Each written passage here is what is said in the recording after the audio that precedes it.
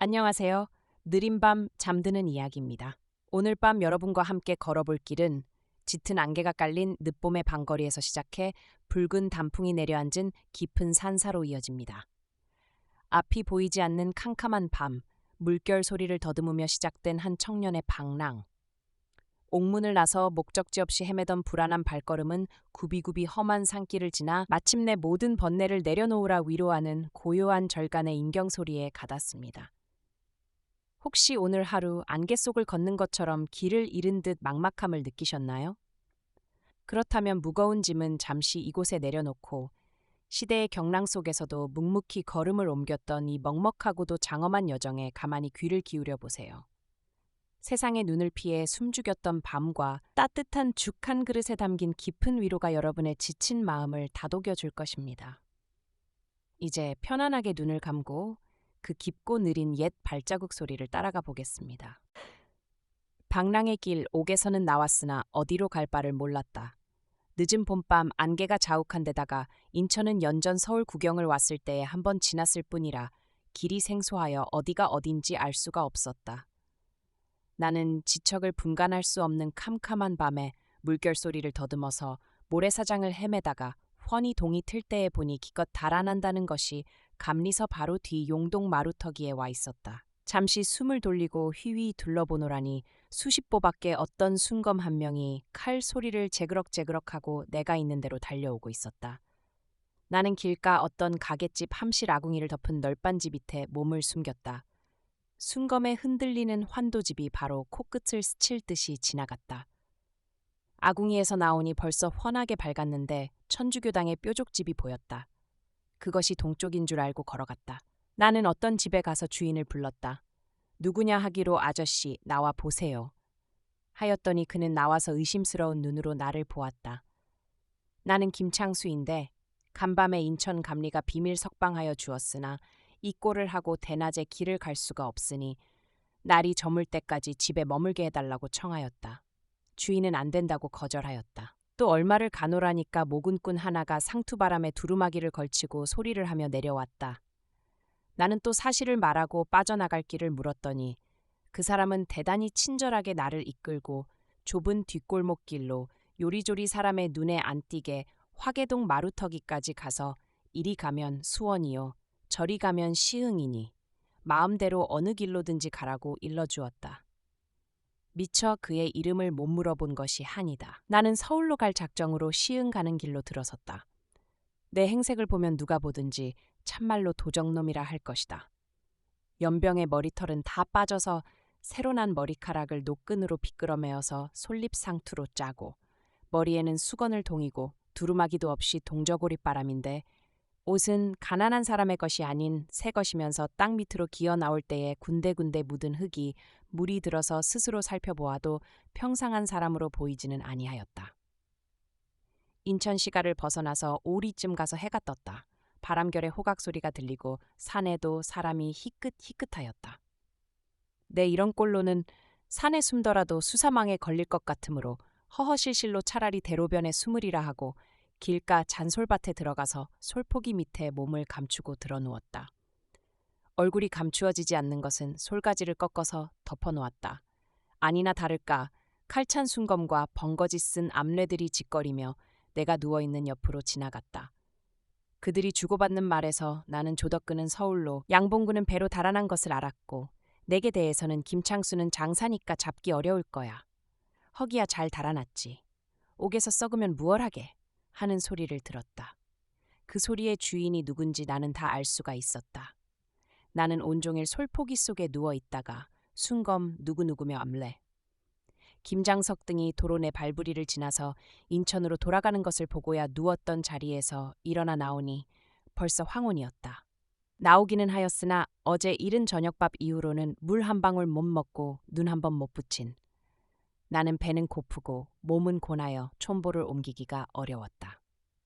나는 가까운 동네 어떤 집에 가서 황해도 연안에 가서 쌀을 사가지고 오다가 북성고지 앞에서 배파선을 한 서울 청파 사람이라고 말하고 밥을 좀 달라고 하였더니 주인이 죽 한 그릇을 내다 주었다. 나는 누구에게 정표로 받아서 몸에 지니고 있던 화류명경을 꺼내어 그 집 아이에게 뇌물로 주고 하룻밤 드세기를 청하였으나 거절을 당하였다. 그러고 보니 죽 한 그릇에 엽전 한 양을 주고 사 먹은 셈이 되었다. 그때 엽전 한 양이면 쌀 한 말 값도 더 되었다. 나는 또 한 집 사랑에 들어갔으나 또 퇴짜를 맞고 할 일 없이 방앗간에서 자기로 하였다. 나는 옆에 놓인 집단을 날라다가 덮고 드러누웠다. 인천 감옥 이태의 연극이 이에 막을 내리고 방앗감 잠이 둘째 막의 계시로구나 하면서 소리를 내어서 손무자와 삼약을 외웠다. 지나가는 사람들이 거지가 글을 다 읽는다 하는 것은 상관없으나 또 어떤 사람이 예사 거지가 아니야. 아까 저 사랑에 온 것을 보니 수상한 사람이야 하는 말에는 대단히 엉겼다. 그래서 나는 미친 사람의 모양을 하느라고 귀둥대둥 혼자 욕설을 퍼붓다가 잠이 들었다. 새벽 일찍 일어나서 버리고개를 향하고 소로로 가다가 밥을 빌어먹을 생각으로 어떤 집 문전에 섰다. 나는 거지들이 기운차고 넌 출직에 밥을 내라고 떠들던 양을 생각하고 밥 좀 주시우 하고 불러보았으나 내 딴에는 소리껏 외친다는 것이 개가 짖을 만한 소리밖에 안 나왔다. 주인은 밥은 없으니 숭늉이나 먹으라고 숭늉 한 그릇을 내주었다. 그것을 얻어먹고 또 걸었다. 오랫동안 좁은 세계에서 살다가 넓은 천지에 나와서 가고 싶은 대로 활활 갈 수 있는 것이 참으로 신통하고 상쾌하였다. 나는 배고픈 줄도 모르고 옥에서 배운 시조와 타령을 하면서 부평, 시흥을 지나 그날 당일로 양화도 나루에 다다랐다. 강만 건너면 서울이건만은 날은 저물고 배는 고프고 또 나룻배를 탈래야 배벽이 없었다. 그래서 나는 동네 서당을 찾아 들어갔다. 선생과 인사를 청한즉 그는 내가 나이 어리고 의관이 분명치 못함을 봄인지 초면에 하대를 하였다. 나는 정색하고 선생이 이렇게 교만무례하고 어찌 남을 가르치겠소. 내가 일시 운수가 불길하여 길에서 도적을 만나 의관과 행리를 다 빼앗기고 이 꼴로 선생을 대하게 되었소마는 사람을 그렇게 괄시하는 법이 어디 있소. 허, 예절을 알만한 일을 찾아온다는 것이 어참 봉변이로고. 하고 일변 책하고 일변 빼었다. 선생은 곧 사과하고 다시 인사를 청하였다. 그러고는 그날 밤을 글 토론으로 지내고 아침에는 선생이 아이 하나에게 편지를 써주기로 나룻배 주인에게 전하여 나를 뱃댈 없이 건너게 하였다. 나는 옥에서 사귀었던 진호 의장을 찾아갔다. 이 사람은 남영희궁에 청지기로 있는 사람으로서 배옥의 유기장이 옥 육인과 짜고 배를 타고 인천 바다에 떠서 백동전을 사주하다가 깡끌이 붙들려서 1년 동안이나 나와 함께 옥살이를 하였다. 그들은 내게 생전 못 잊을 신세를 졌노라 하여 날더러 추록하는 날에는 꼭 찾아달라는 말을 남기고 나갔다. 내가 영희궁을 찾아간 것은 황혼이었다. 진호 의장은 마루 끝에 나와서 물끄러미 나를 바라보더니 아이고 머니 이게 누구요 하고 버선발로 마당에 뛰어내려와서 내게 매달렸다. 그리고 내 손을 끌고 방으로 들어가서 내가 나온 곡절을 듣고는 일변 식구들을 불러서 내게 인사를 시키고 일변 사람을 보내어 예전 공범들을 청해왔다. 그들은 내 행색이 수상하다 하여 나는 갓을 사오리다. 나는 망건을 사오겠소. 나는 두루마기를 내리다. 하여 한 사람이 한 가지씩 추렴을 모아서 나는 4년 만에 비로소 의관을 하고 나니 저절로 눈물이 떨어졌다. 이렇게 나는 날마다 진호 의장 일파와 모여 놀며 며칠을 유련하였다. 그러는 동안에 나는 조덕근을 2번이나 찾아갔으나 이 핑계 저 핑계 하고 나를 전혀 만나주지 아니하였다. 중죄인인 나를 아는 채 하는 것이 이롭지 못하다고 생각하는 모양이었다. 진호 의장 집에서 잘 먹고 잘 놀고 수의를 쉬어서 여러 사람이 모아주는 노자를 한 짐 잔뜩 걸머지고 삼남 구경을 떠나느라고 동작 나루를 건넜다. 그때의 내 심해가 심히 울적하여 승방뜰이라는 데서부터 술 먹기를 시작하여 매일 장취로 비틀거리고 걷는 길이 수원 오산장에 다다랐을 때에 벌써 한 짐 돈을 다 써버리고 말았다. 나는 오산장에서 서쪽에 있는 김삼척의 집을 찾기로 하였다.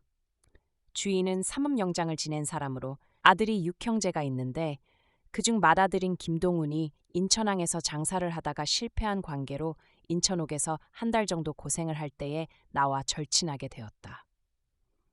그가 옥에서 나올 때 내 손을 잡고 꼭 후일에 서로 만나기를 약속한 것이었다. 나는 김삼척 집에서 대환영을 받아서 그 아들 6형제와 더불어 밤낮으로 술을 먹고 소리를 하며 며칠을 놀다가 노자까지 얻어가지고 또 길을 떠났다. 강경에서 공종녀를 찾으니 그도 인천옥에서 사귄 사람으로서 그 어머니도 옥에 면회하러 왔을 때에 알았으므로 많은 우대를 받고 공종렬의 소개로 그의 매부 진선전을 전라도 무주에서 찾은 후 나는 이왕 삼남에 왔던 길이니 남원에서 김영진을 찾아보리라 하고 이동 귓골을 찾아갔다. 동네 사람 말이 김영진의 집이 과연 대대로 이 동네에 살았으나 연전에 김영진이 동학에 들어가 가족을 끌고 도망한 후로는 소식이 없다고 했다.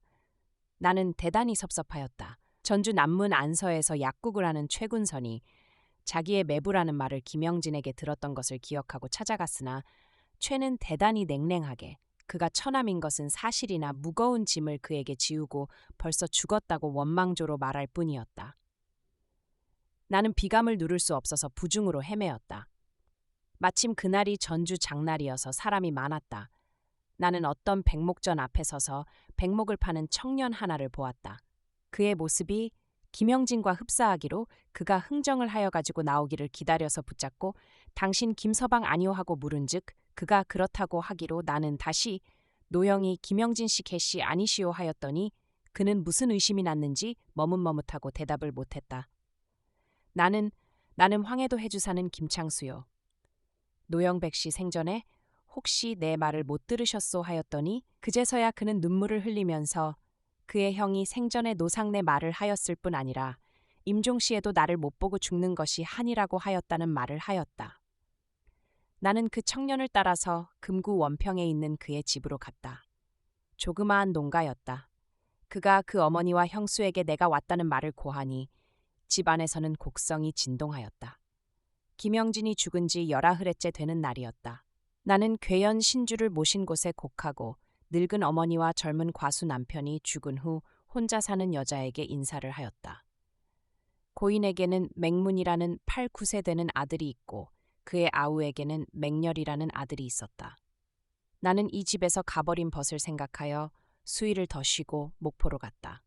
그것도 무슨 목적이 있는 것은 아니었다. 그때의 목포는 아직 신계항지여서 관청이 건축도 채 아니 된 엉성한 곳이었다. 여기서 우연히 양봉구를 만났다. 나와 같이 탈옥한 넷 중에 한 사람이다. 그에게서 나는 조덕근이 다시 잡혀서 눈 하나가 빠지고 다리가 부러졌다는 말과 그때의 당직이던 김가는 아편인으로 죽었단 말을 들었다. 내게 관한 소문은 못 들었다고 하였다. 양봉구는 약간의 노자를 내게 주고 이곳은 개항장이 되어서 팔도 사람이 다 모여드는 데니 오래 머물 곳이 못 된다 하여 어서 떠나라고 권하였다. 나는 목포를 떠나서 광주를 지나 한평에 이름난 육모정이 진사집에 과객으로 하룻밤을 잤다. 이 진사는 부유한 사람은 아니었으나 육모정에는 언제나 빈객이 많았고 손님들께 조석을 대접할 때에는 이 진사도 손님들과 함께 상을 받았다. 식상은 주인이나 손님이나 일체 평등이요. 조금도 차별이 없었고 하인들이 손님을 대하는 태도는 그 주인께 대하는 것과 똑같이 하였다. 이것은 주인이 진사의 인격의 표현이어서 참으로 놀라운 규모 본복이요 가풍이었다. 육모정은 이 진사의 정자건의와 그 속에는 침실, 식당, 응접실, 독서실, 휴게실 등이 구비되었다. 그때의 글을 읽던 두 학동이 지금의 이재혁, 이재승 형제다. 나는 하룻밤을 쉬어 떠나려 하였으나 이 진사가 굳이 만류하여 얼마든지 더 묵어서 가라는 말에는 은근한 신정이 품겨 있었다. 나는 주인의 정성에 감동되어 육모정에서 보름을 더 묵었다. 내가 내일 이 진사집을 떠난다는 말을 듣고 자기 집으로 청한 사람이 있었다. 그는 나보다 다소 연장자인 작년의 한 선비로 내가 육모정에 묵는 동안 날마다 와서 담화하던 사람이었다. 나는 그의 청을 물리칠 수 없어서 저녁밥을 먹으러 그의 집으로 갔다. 집은 참말 개딱지와 같고 방은 단 한 칸뿐이었다. 그 부인이 개다리 소반에 주인과 겸상으로 저녁상을 들여왔다. 주발 뚜껑을 열고 보니 밥은 아니요 무엇인지 모를 것이었다. 한 숟가락을 떠서 입에 넣으니 맛이 쓰기가 곰의 쓸개와 같았다. 이것은 쌀겨와 파트로 만든 겹엄벅이었다. 주인은 내가 이 진사집에서 매일 흰 밥에 좋은 반찬을 먹는 것을 보았지만은 조금도 안 되었다는 말도 없고 미안하다는 빚도 없이 흔연히 저도 먹고 내게도 권하였다. 나는 그의 높은 뜻과 깊은 정에 감격하여 조금도 안이 남기고 다 먹었다. 나는 한평을 떠나 강진, 고금도, 완도를 구경하고 장흥을 거쳐 보성으로 갔다. 보성에서는 송곡면, 지금은 등량면이라고 고쳤다고 한다. 등량리에 사는 종씨 김광원이라는 이를 만나 그 문중에 여러 댁에서 40여 일이나 묵고 떠날 때에는 그 동네에 사는 선씨 부인한테 필랑 하나를 신행 먼 길을 떠나는 사람에게 주는 시문이나 물건 선물로 받았다. 보성을 떠나 나는 화순, 동복, 담양을 두루 구경하고 하동 쌍계사에 들러 칠불아자방, 칠불암의 아자방을 보고 다시 충청도로 올라와 계룡산 갑사에 도착한 것은 감이 벌겋게 익어 달리고 낙엽이 날리는 늦은 가을이었다. 나는 절에서 점심을 사 먹고 앉았더니 동학사로부터 왔노라고 점심을 시켜 먹는 유상객 하나가 있었다. 통성명을 한즉 그는 공주에 사는 이 서방이라고 하였다.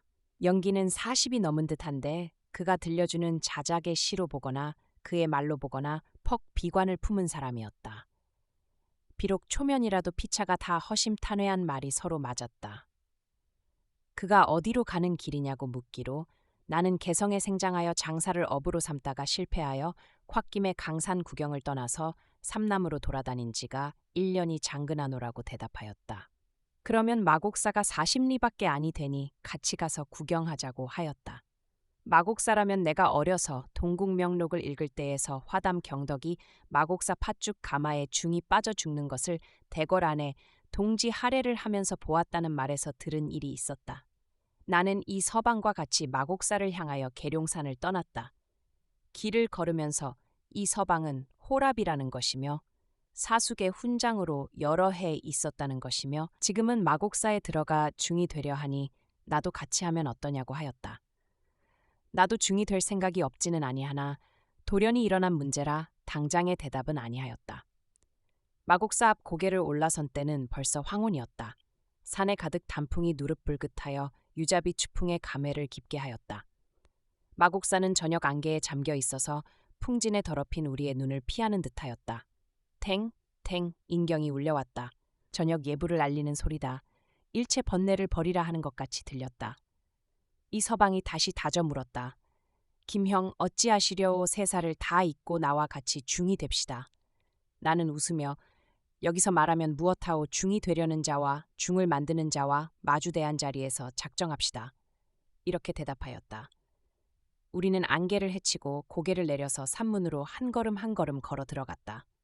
걸음마다 내 몸은 더러운 세계에서 깨끗한 세계로, 지옥에서 극락으로, 세간에서 출세간으로 옮아가는 것이었다. 매화당을 지나 소리쳐 흐르는 내 위에 걸린 긴 나무다리를 건너 심검당에 들어가니 머리 벗어진 노승 한 분이 그림폭을 펴놓고 보다가 우리를 보고 인사했다.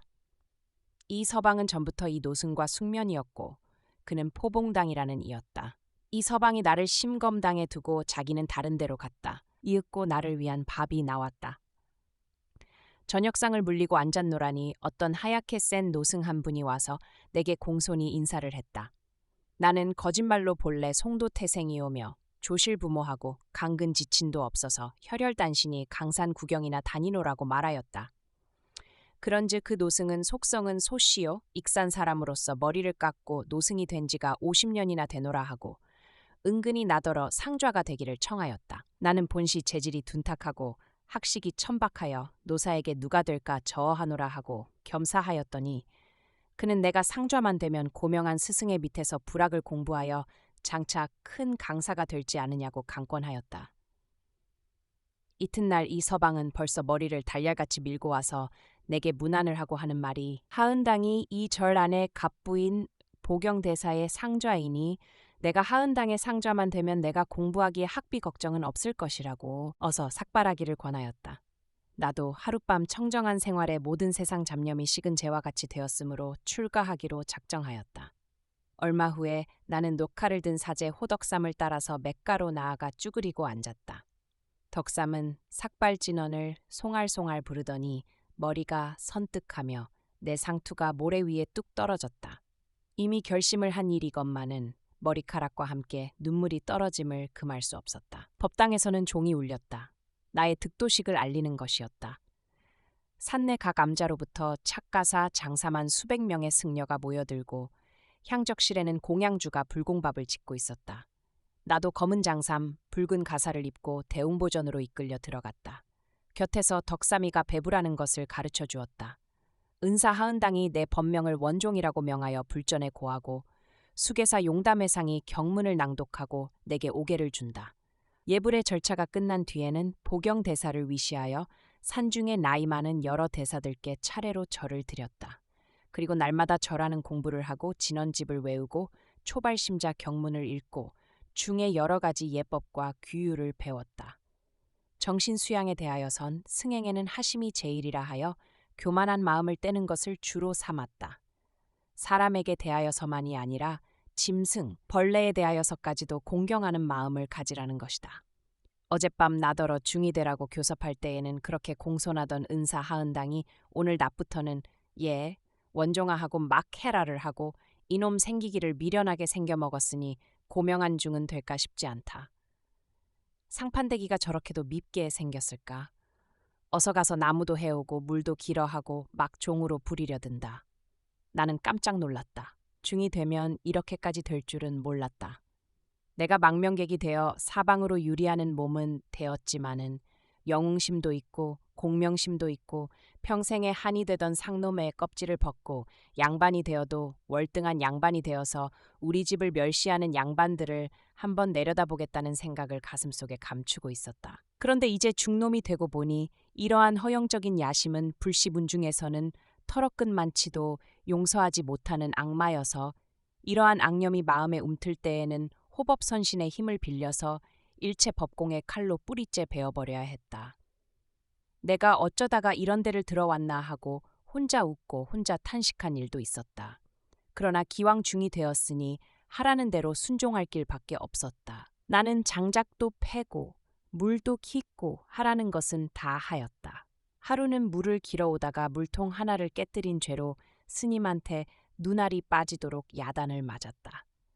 어떻게 심하게 스님이 나를 나무라셨는지 보경당 노승님께서 한탄을 하셨다.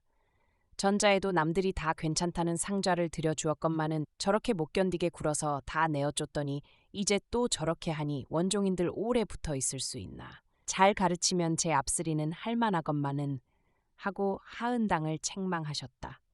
이것을 보니 나는 적이 위로가 되었다.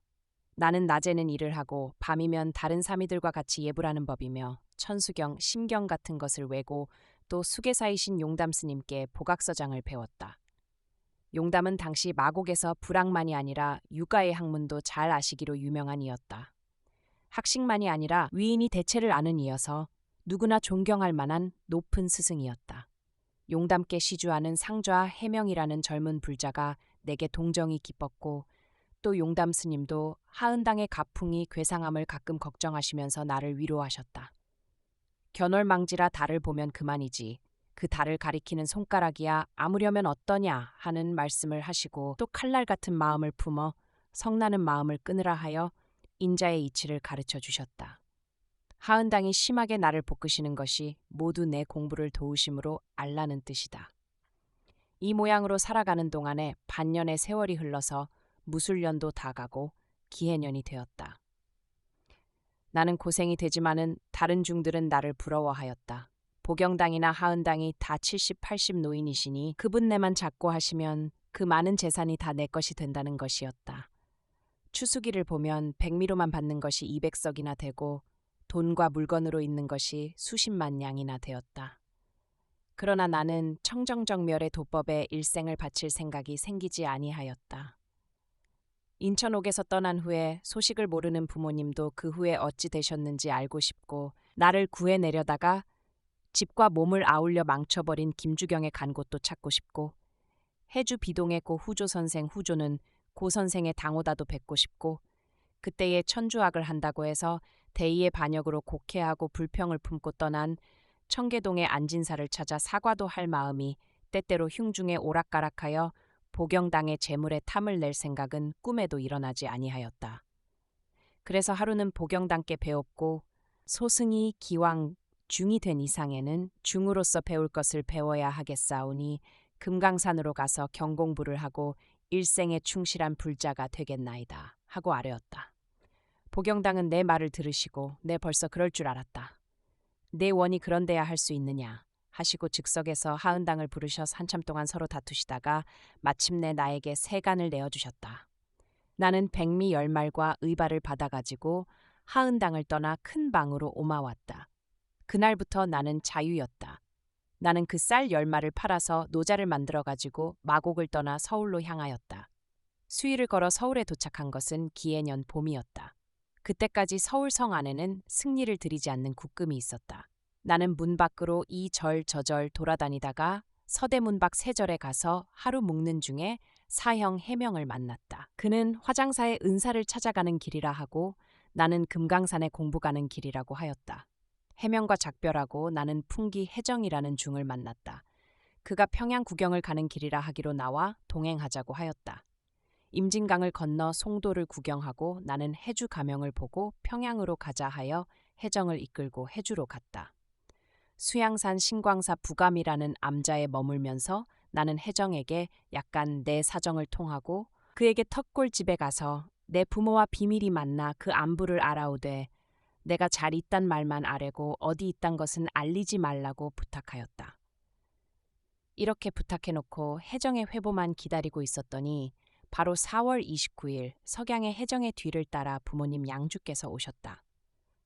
해정에게서 내 안부를 들으신 부모님은 네가 내 아들이 있는 곳을 알 터이니 너만 따라가면 내 아들을 볼 것이다 하고 해정을 따라 나서신 것이었다.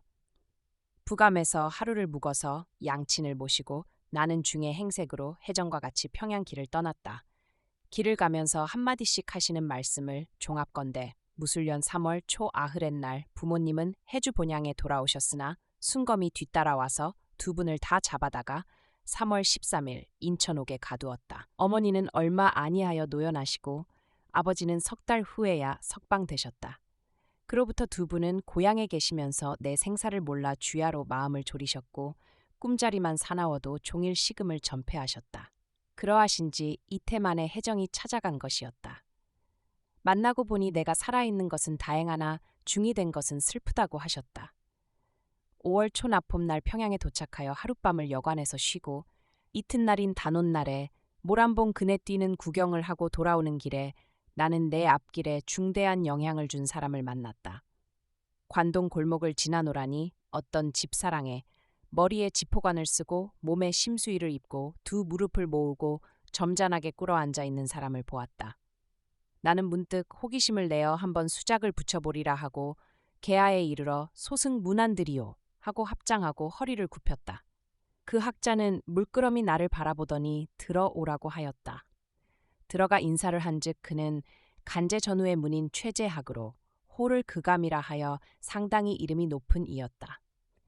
나는 공주 마곡사의 중이라는 말과 이번 오는 길에 천안금곡의 정간제 선생을 찾았으나 마침 출타하신 중이어서 못 만났다는 말과 이제 우연히 고명하신 최 선생을 배우니 이만 다행이 없다는 말을 하고 그와 몇 마디 도리에 관한 문답을 하였더니 최 선생은 나를 옆에 앉은 어떤 수염이 좋고 위풍이 늠름한 노인에게 소개하였다. 그는 당시 평양 진위대의 참령으로 있는 전효순이었다. 소개가 끝난 뒤에 최그감은 전 참령에게 이 대사는 학식이 놀라우니 영천한 방주를 내이시면 영감 자제와 외손들의 공부에 유익하겠소. 영감 의향이 어떠시오 하고 나를 추천한다. 전 참령은 거 좋은 말씀이오. 지금 곁에서 듣는 바에도 대사의 고명하심을 흠모하오. 대사의 의향은 어떠시오? 내가 자식놈 하나와 외손자놈들을 최 선생께 맡겨서 영천암에서 공부를 시키고 있는데 지금 있는 주지승이 성행이 불량하여 술만 먹고 도무지 음식 제절을 잘 돌아보지를 아니하여서 곤란 막심하던 중이요. 하고 내 허락을 청하였다. 나는 웃으며 소승의 방탕이 본래 있던 중보다 더할지 어찌 아시오 하고 한번 사양했으나 속으로 다행히 여겼다. 부모님을 모시고 구걸하기도 황송하던 터이라 한 곳에 자리를 잡고 싶었던 까닭이다. 전 참령은 평양 서윤 홍순욱을 찾아가더니 얼마 아니하여 승원종으로 영천사 방주를 차정함이라는 첩지를 가지고 와서 즉일로 부임하라고 나를 재촉하였다. 이리하여 나는 영천암 주지가 되었다.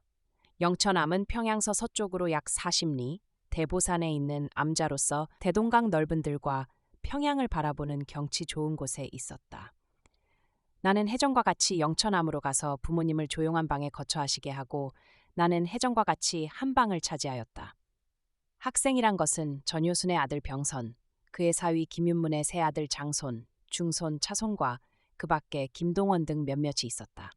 전효수는 간이라여 좋은 음식을 평양에서 지어 보내고 또 산 및 신흥동에 있는 육고에서 영천사에 고기를 대기로 하여 나는 매일 내려가서 고기를 한 짐씩 져다가 끓이고 굽고 하여 중에 옷을 입은 채로 터놓고 막 먹었다.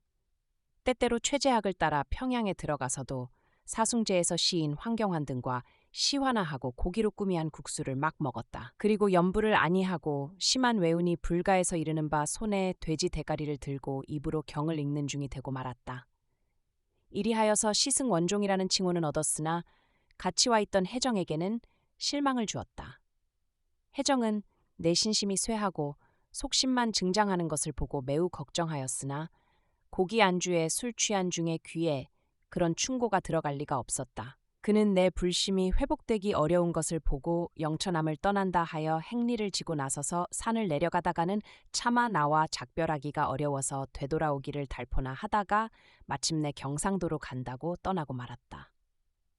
아버지도 내가 다시 머리를 깎는 것을 원하지 아니하셔서 나는 머리를 기르고 중노릇을 하다가 그해 가을도 늦어서 나는 다리를 들여서 상투를 짜고 선비의 의관을 하고 부모를 모시고 해주 본향으로 돌아왔다. 고향에 돌아온 나를 환영하는 사람은 없고 창수가 돌아왔으니 또 무슨 일 저지르기를 하지는 않나 하고 친한 이는 걱정하고 남들은 비웃었다. 그 중에서도 준영 계부는 아무리 하여도 나를 신임하지 아니하셨다. 그는 지금 마음을 잡아서 그 중시 둘째 형인 아버지께도 공손하고 농사도 잘하시건만은 내게 대하여는 할 수 없는 남봉으로 아시는 모양이어서 되지 못한 그놈의 글 다 내버리고 부지런히 농사를 한다면 장가도 들여주고 살림도 시켜주지만 그렇지 아니한다면 나는 몰라요 하고 부모님께 나를 농군이 되도록 명령하시기를 권하셨다. 그러나 부모님은 나를 농군으로 만드실 뜻은 없으셔서 그래도 무슨 큰 뜻이 있어 장래에 이름난 사람이 되려니 하고 내게 희망을 붙이시는 모양이었다. 이렇게 내가 농군이 되느냐 안 되느냐 하는 문제가 아버지 형제분 사이에 논쟁이 되고 있는 동안에 기해년도 다 가고 경자년 봄 농사일을 시작할 때가 되었다. 계부는 조카인 나를 꼭 사람 만들려고 결심하신 모양이어서 새벽마다 우리 집에 오셔서 내 단잠을 깨워서 밥을 먹여가지고는 가래질터로 끌고 가셨다. 나는 며칠 동안 순순히 계부의 명령에 복종하였으나 아무리 하여도 마음이 붙지 아니하여 몰래 강화를 향하여 고향을 떠나고 말았다고 선생과 안진사를 못 찾고 가는 것이 섭섭하였으나 아직 내어놓고 다닐 계제도 아니므로 생소한 곳으로 가기로 한 것이었다. 나는 김두래라고 변명하고 강화에 도착하여서 남문 안 김주경의 집을 찾으니 김주경은 어디 갔는지 소식이 없다 하고 그 셋째 아우 진경이라는 사람이 나와서 나를 접대하였다. 나는 연안 사는 김두래 일세. 자네 백씨와 막역한 동지 일런이 수년간 소식을 몰라서 전위에 찾아온 길일세 하고 나를 소개하였다. 경지는 나를 반가이 맞아 그동안 지낸 일을 말하였다. 그 말에 의하면 주경은 집을 떠난 후로 3, 4년이 되어도 음신이 없어서 진경이가 형수를 모시고 조카들을 기르고 있다고 했다. 집은 비록 초가나 본래는 크고 넓게 썩 잘 지었는데 여러 해 거두지를 아니하여 많이 퇴락되었다. 사랑에는 평소에 주경이 앉았던 보료가 있고 신의를 어기는 동지를 친히 벌하기에 쓰던 것이라는 나무 몽둥이가 벽상에 걸려 있었다. 나와 노는 7살 먹은 아이가 주경의 아들인데 이름이 윤태라고 했다.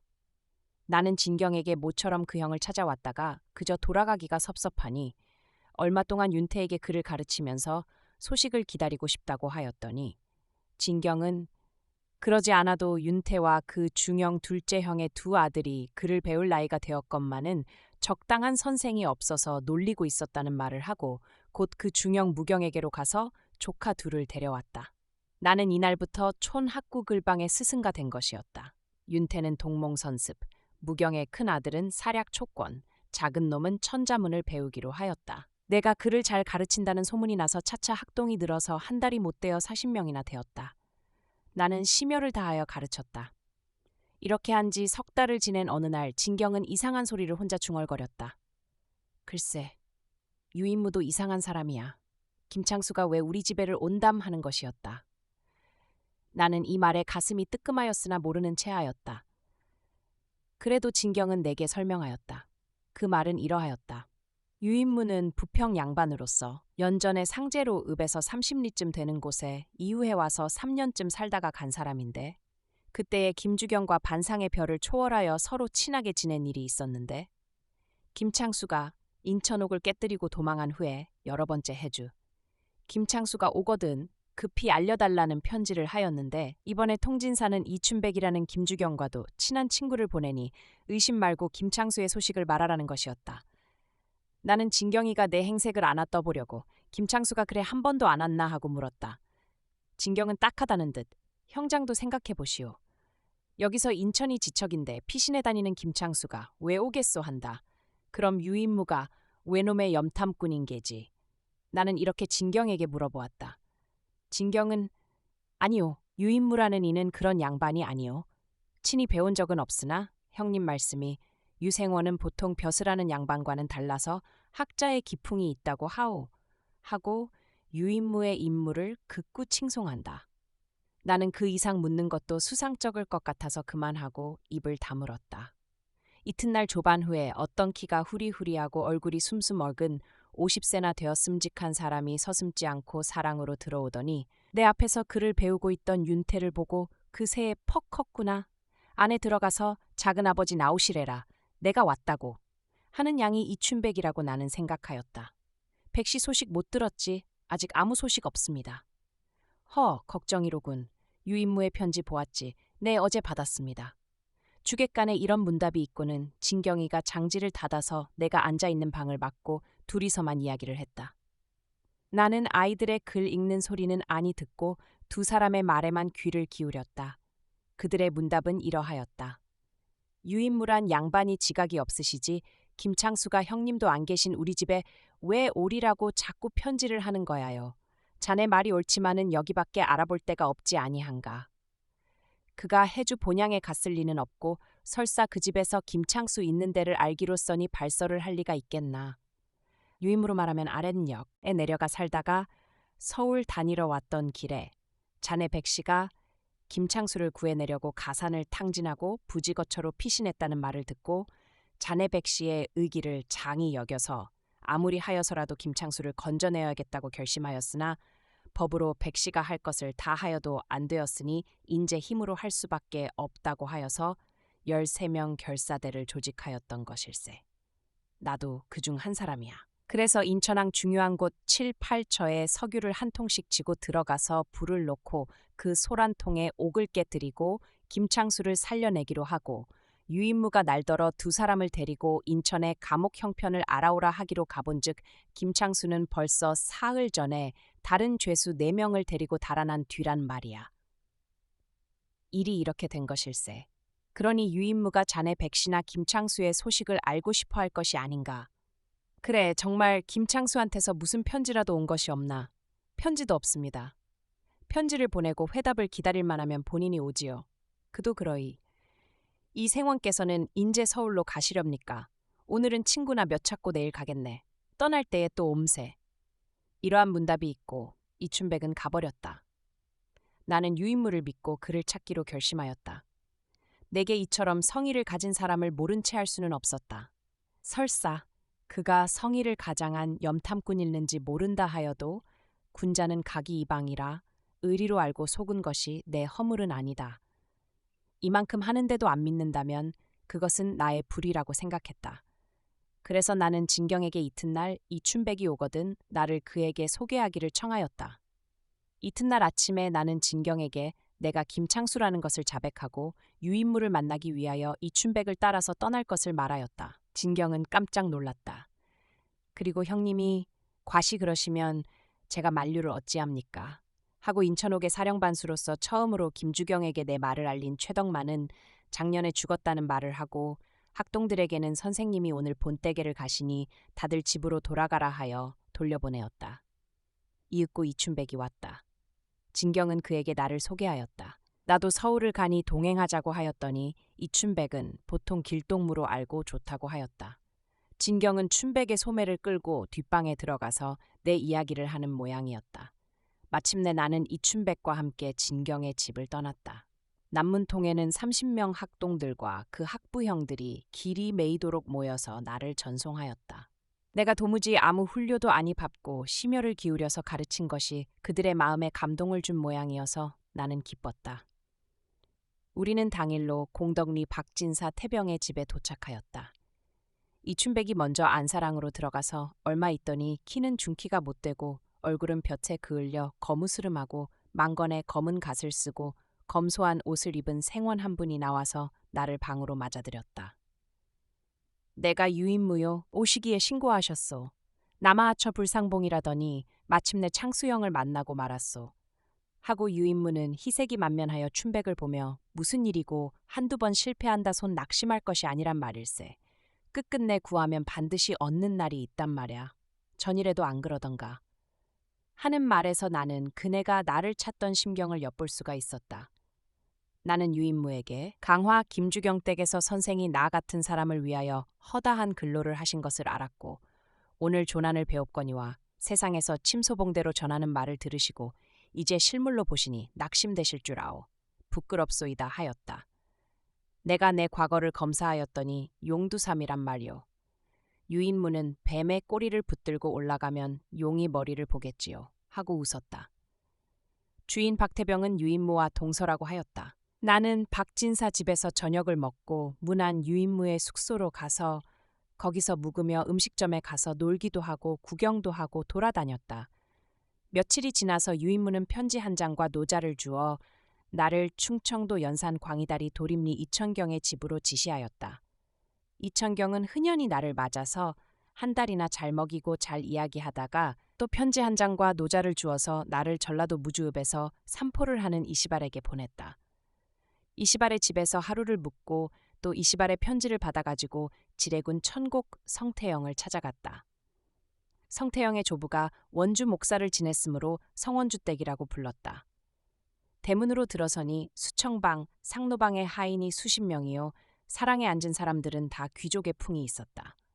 주인 성태영이 내가 전하는 이시발의 편지를 보더니 나를 크게 환영하여 상좌에 앉히니 하인들의 대우가 더욱 융숭하였다.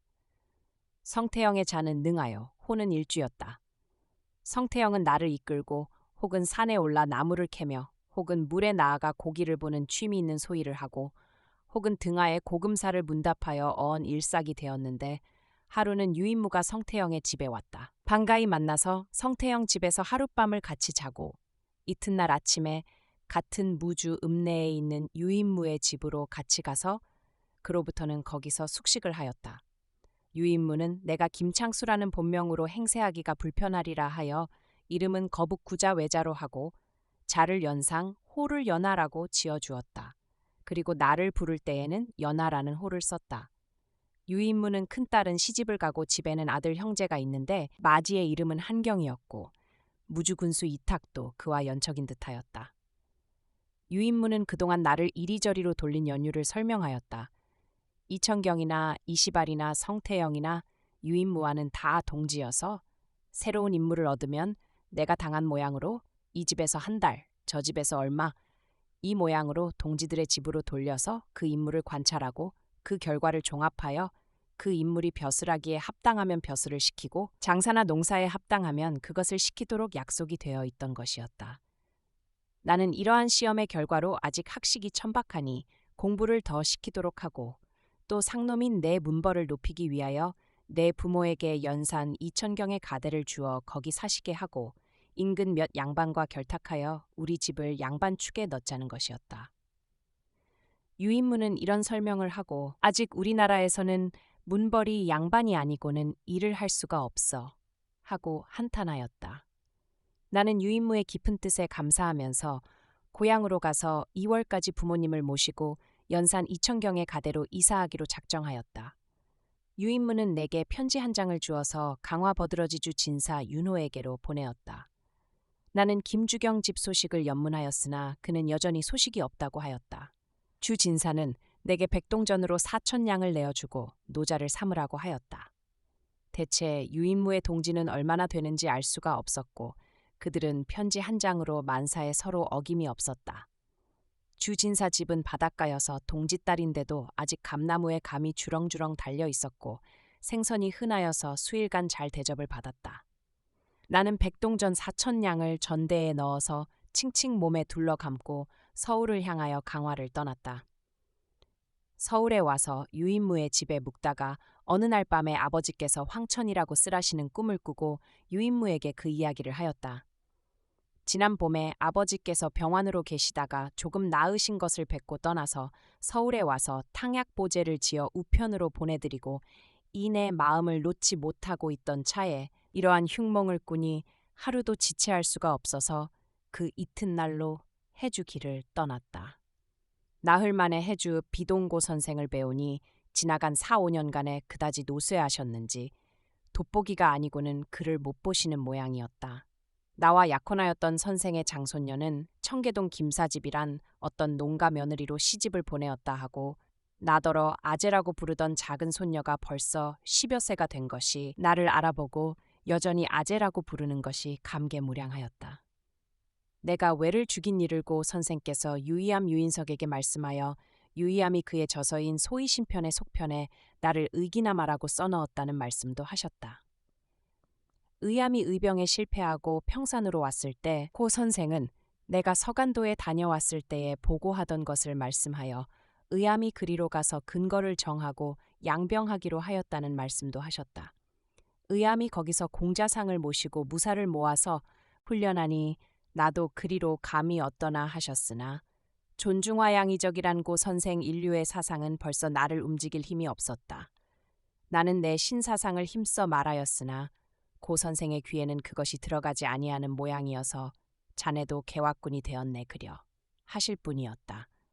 나는 서양 문명의 힘이 위대하다는 것을 말하고 이것은 도저히 상투와 공자왈 맹자왈만으로는 저항할 수 없으니 우리나라에서도 그 문명을 수입하여 신교육을 실시하고 모든 제도를 서양식으로 개혁함이 아니고는 국맥을 보존할 수 없는 연유를 설명하였으나 차라리 나라가 망할지언정 이적의 도는 멈출 수 없다 하여 내 말을 물리치시니 어찌할 도리가 없었다. 선생은 이미 나와는 딴 시대 사람이었다. 그러나 고 선생 댁에서는 성냥 하나라도 외국 물건이라고는 쓰지 않는 것이 매우 고상하게 보였다.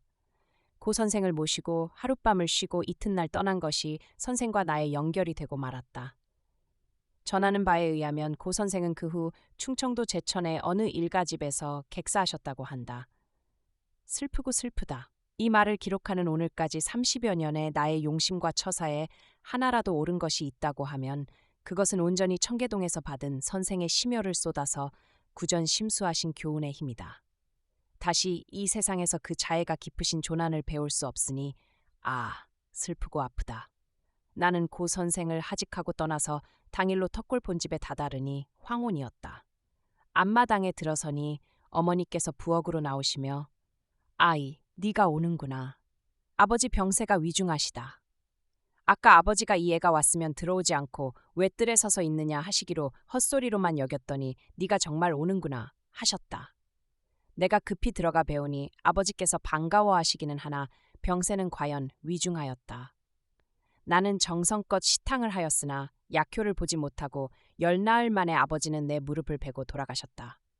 내 손을 꼭 쥐셨던 아버지의 손에 힘이 스르르 풀리시더니 곧 운명하셨다. 돌아가시기 전날까지도 나는 나의 평생의 직위인 유인무, 성태영 등의 호의대로 부모님을 연산으로 모시고 가서 만년에나 강씨 이씨에게 상놈 대우를 받던 뼈에 사무치는 한을 면하시게 할까 하고 속으로 기대하였더니 이제 아주 다시 못 돌아오실 길을 떠나시니 천고의 유한이다. 집이 원래 궁벽한 산촌인데다가 근본 비난한 우리 가세로는 명이나 영약을 쓸 처지도 못 되어서 나는 예전 할머니께서 돌아가실 때에 아버지가 단지 하시던 것을 생각하고 나도 단지나 하여 일각이라도 아버지의 생명을 붙들어 보리라 하였으나 내가 단지를 하는 것을 보시면 어머니가 마음 아파하실 것이 두려워서 단지 대신에 내 넓적다리에 살을 한 점 베어서 피는 바다 아버지의 입에 흘려넣고 살은 불에 구워서 약이라고 하여 아버지가 잡수시게 하였다. 그래도 시원한 효험이 없는 것은 피와 살의 분량이 적은 것인 듯하기로 나는 다시 칼을 들어서 먼저 겉보다 더 크게 살을 뜨리라 하고 어썩뜨기는 떴으나 떼어내자니 몹시 아파서 베어만 놓고 떼지는 못하였다. 단지나 할고는 효자나 할 것이지 나 같은 불효로는 못할 것이라고 자탄하였다.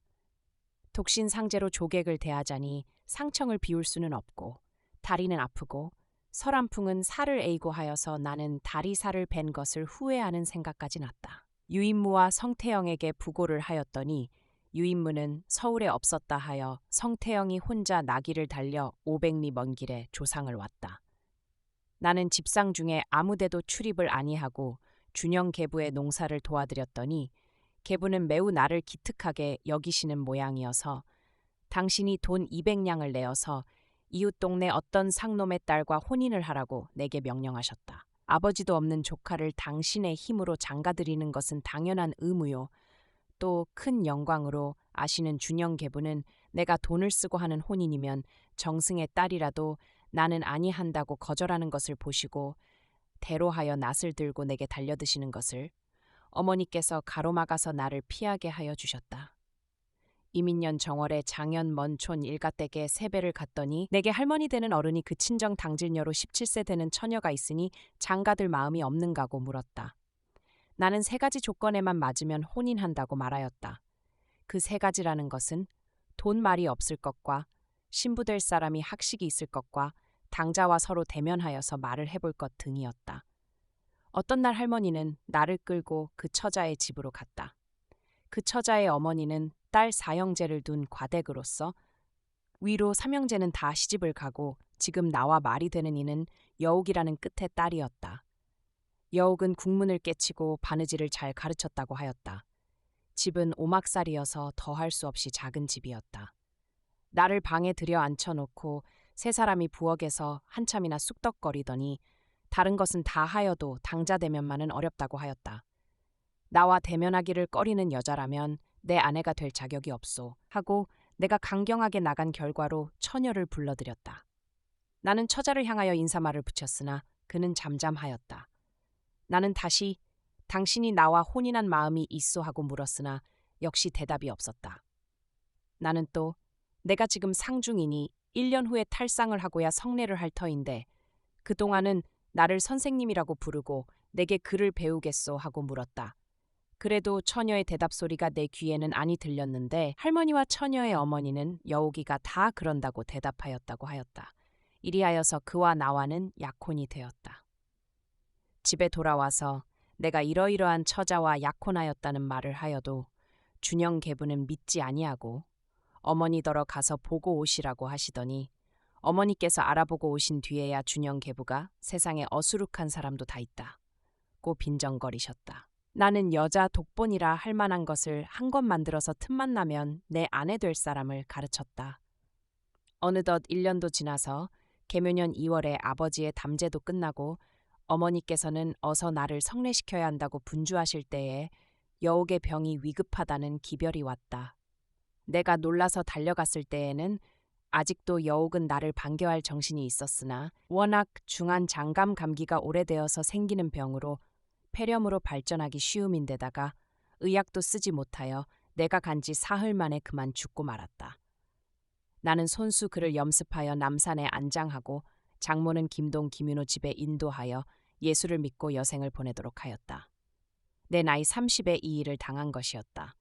이해 2월에 장현읍 사직동으로 반이하였다. 오 진사 인형이 나로 하여금 집 걱정이 없이 공공사업에 종삭해 하기 위하여 내게 준 가대로서 20여 마지기 전답에 산과 과수까지 낀 것이었다. 해주에서 종영 태수 부처를 옮겨다가 집이를 보게 하고 나는 오진사 집사랑의 학교를 설립하고 오진사의 딸 신혜, 아들 기원, 오봉형의 아들 둘, 오면형의 아들과 딸, 오순영의 딸, 형제와 그 밖에 남녀 몇 아이를 모아서 생도로 삼았다. 방 중간을 병풍으로 막아 남녀의 자리를 구별하였다. 순영은 인형의 셋째 아우로서 사람이 근실하고 예수를 잘 믿어 교육에 열심하여서 나와 함께 학생을 가르치고 예수교를 전도하여 1년 이내에 교회도 흥왕하고 학교도 차차 확장되었다. 당시에 주색장으로 출입하던 백남훈으로 하여금 예수를 믿어 봉양학교의 교원이 되게 하고 나는 공립학교의 교원이 되었다. 당시 황해도에서 학교라는 이름을 가진 것은 공립으로 해주와 장현에 각각 하나씩 있었을 뿐인데 해주에 있는 것은 이름만 학교여서 여전히 사서 삼경을 가르치고 있었고 정말 칠판을 걸고 산술, 지리, 역사 등 신학문을 가르친 것은 장현 학교뿐이었다. 여름에 평양 예수교의 주최인 사범 강습소에 갔을 적에 최광옥을 만났다. 그는 숭실중학교의 학생이면서 교육가로 애국자로 이름이 높았고 나와도 뜻이 맞았다. 최광옥은 내가 아직 혼자라는 말을 듣고 안신호라는 신여성과 결혼하기를 권하였다. 그는 도산 안창호의 영매로 나이는 20살, 극히 활발하고 당시 신여성 중에 명성이라고 최광옥은 말하였다. 나는 안도산의 장인 이석관의 집에서 안신호와 처음 만났다. 주인 이씨와 최광옥과 함께였다. 회견이 끝나고 사관에 돌아왔더니 최광옥이 뒤따라와서 안신호의 승낙을 얻었다는 말을 전하였다. 그래서 나는 안신호와 혼인이 되는 것으로 믿고 있었는데 이튿날 이석관과 최광옥이 달려와서 혼약이 깨졌다고 내게 알렸다. 그 까닭이라는 것은 이러하였다. 안도산이 미국으로 가는 길에 상해 어느 중학교에 재학 중이던 양주삼에게 신호와의 혼인 말을 하고 양주삼이 졸업하기를 기다려서 결정하라는 말을 신호에게도 편지로 한 일이 있었는데 어제 나와 약혼이 된 뒤에 양주삼에게서 이제는 학교를 졸업하였으니 허혼하라는 편지가 왔다. 이 편지를 받고 밤새도록 고통한 신호는 두 손에 떡이라 어느 것을 취하고 어느 것을 버리기도 어려워 양주삼과 김구를 둘 다 거절하고 한 동네에 자라난 김성택 뒤에 목사가 되었다가 혼인하기로 작정하였다는 것이다. 그렇다면 무관해하거니와 퍽 마음에 섭섭하였다. 그러자 얼마 아니하여 신호가 몸소 나를 찾아와서 미안한 말을 하고 나를 오라비라 부르겠다고 말하여 나는 그의 쾌쾌한 결단성을 도리어 흠모하였다. 한 번은 군수 윤구영이 나를 불러 해주에 가서 농상공부에서 보내는 뽕나무 묘목을 찾아오는 일을 맡겼다. 수리 정창극이 나를 군수에게 추천한 것이었다. 나는 200냥 노자를 타가지고 걸어서 해주로 갔다. 말이나 교군을 타라는 것이었지만 아니 탔다. 해주에는 농상공부 주사가 특파되어 와서 묘목을 각 군에 배부하고 있었다. 정부에서 전국에 양잠을 장려하느라고 일본으로부터 뽕나무 묘목을 실어 들여온 것이다. 묘목은 다 마른 것이었다. 나는 마른 묘목을 무엇하느냐고 아니 받는다고 하였더니 농상공부 주사는 대로하여 상부의 명령을 거역하느냐고 나를 꾸짖었다. 나도 마주대로 하여 나라에서 보내시는 묘목을 마르게 한 책임이 누구에게 있는지 알아야 한다 하고 관찰부에 이 사유를 보고한다고 하였더니 주사는 겁이 나는 모양이어서 날더러 생생한 것으로 마음대로 골라가라고 간청하였다. 나는 이리하여 산 묘목 수천 본을 골라서 말에 싣고 돌아왔다. 노자는 모두 70냥을 쓰고 130냥을 정창극에게 돌렸다. 나는 집세기 집신 한 켤레에 얼마, 냉면 한 그릇에 얼마, 이 모양으로 돈 쓴 데를 자세히 적어서 남은 돈과 함께 주었다. 정창극은 그것을 보고 어안이 벙벙하여 사람들이 다 선생 같으면 나라 일이 걱정이 없겠소. 다른 사람이 갔다면 적어도 200냥은 더 청구했을 것이요. 하였다. 정창극은 실로 진실한 아전이었다. 당시 상하를 막론하고 관리라는 관리는 모두 나라와 백성의 것을 도적하는 탐관으로 되었건만은 정창극만은 한 푼도 받을 것 이외의 것을 받음이 없었다. 이러하기 때문에 군수도 감히 탐악을 못하였다. 얼마 후에 농상공부로부터 나를 종상위원으로 임명한다는 사령서가 왔다. 이것은 큰 벼슬이어서 관속들이며 천민들은 내가 지나가는 앞에서는 담뱃대를 감추고 허리를 굽히기까지 하였다. 그러나 나는 이태동안이나 살던 사직동 집을 떠나지 아니하면 안 되게 되었다. 그것은 오진사와 내 종형이 죽은 때문이었다.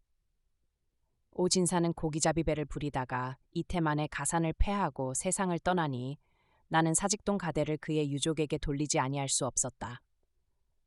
또 종형은 본래는 낯 놓고 기역자도 몰랐었으나 나를 따라 장현에 와서 예수를 믿은 뒤로는 국문에 능통하여 종교서적을 보고 강당에서 설교까지 하게 되었었는데 불행히 예배 보는 중에 뇌출혈로 세상을 떠났다. 이리하여서 나는 종영수에게 개가하기를 허하여 그 친정으로 돌려보내고 나는 어머니를 모시고 읍내로 떠났다. 내가 사직동에 있는 동안에 유인무와 주윤호가 다녀갔다. 그들은 예전 북간도 관리사 서상무와 합력하여 북간도에 한 근거지를 건설할 차로 국내에서 동지를 구하러 온 것이었다. 어머니는 나를 사랑하는 자들이라 하여 밤을 삶고 닭을 잡아서 정성으로 그들을 대접하셨다. 우리는 밤과 닭고기를 먹으면서 연일 밤이 늦도록 국사를 이야기하였다. 여러 번 혼약이 되고도 깨어지던 나는 마침내 신천 사평동 최준래와 말썽 많은 혼인을 하였다. 준래는 본래 서울 태생으로 그 어머니 김씨 부인이 젊은 과부로서 길러낸 두 딸 중에 막내딸이었다. 김씨 부인은 그때 구리계에 임시로 내었던 제중원 지금의 세브란스에 고용되어서 두 딸을 길러 맏딸은 의사 신창희에게 시집 보내고 신창희가 신천에서 개업함에 8살 된 준래를 데리고 신천에 와서 사위의 집에 우접하여 있었다. 나는 양성칙 영수의 중매로 준래와 약혼하였는데 이 때문에 교회에 큰 문제가 일어났다. 그것은 다름이 아니라 준래의 어머니가 준래를 강성모라는 사람에게 허운을 하였는데 준래는 어머니의 말을 아니 듣고 내게 허운한 것이었다. 당시 18세인 준래는 혼인의 자유를 주장하는 것이었다. 미국 선교사 한위렴, 군예빈 두 분까지 나서서 준래더러 강성모에게 시집가라고 권하였으나 준래는 당연히 거절하였다.